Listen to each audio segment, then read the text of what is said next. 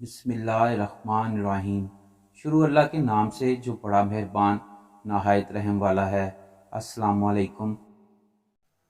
حضرت عبادہ بن صامت رضی اللہ تعالیٰ عنہ سے روایت ہے کہ رسول اللہ صلی اللہ علیہ وآلہ وسلم کے ساتھ بیٹھے تھے کہ آپ صلی اللہ علیہ وآلہ وسلم نے فرمایا، بیعت کرو مجھ سے اس اقرار پر کہ اللہ تعالیٰ کا شریک کسی کو نہیں کرنے کے لیے، اور زنا اور چوری اور ناحق خون جس کو اللہ تعالیٰ نے حرام کیا نہیں کریں گے۔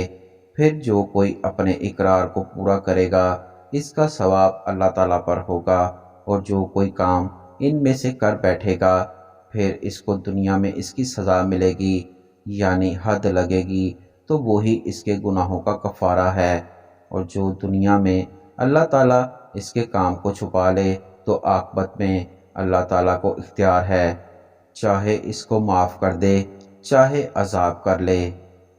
حضرت عبداللہ بن مسعود رضی اللہ تعالیٰ عنہ سے روایت ہے کہ میں نے رسول اللہ صلی اللہ علیہ وآلہ وسلم سے پوچھا کہ اللہ کے ہاں گناہوں میں سب سے بڑا گناہ کون سا ہے؟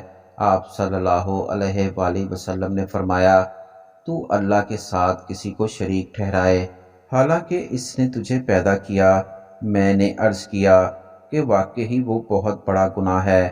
میں نے پھر عرض کیا، اس کے بعد کون سا بڑا گناہ ہے؟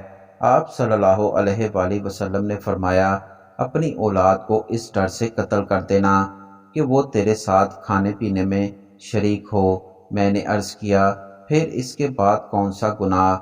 آپ صلی اللہ علیہ وآلہ وسلم نے فرمایا کہ تو اپنے ہمسائے کی عورت کے ساتھ زنا کرے۔